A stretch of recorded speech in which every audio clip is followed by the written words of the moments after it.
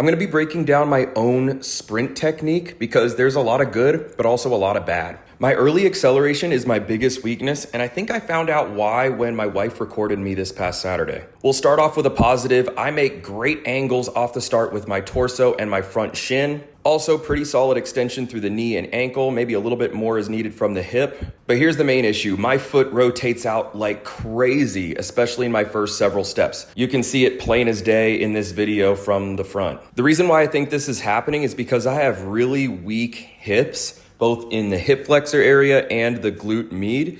And I need to devote a little bit more training time to strengthening my hips so I cannot externally rotate my hip. I've also had 2 lateral meniscus tears, 1 on each knee. So I think my leg naturally rotates out to guard against that injured, surgically repaired side.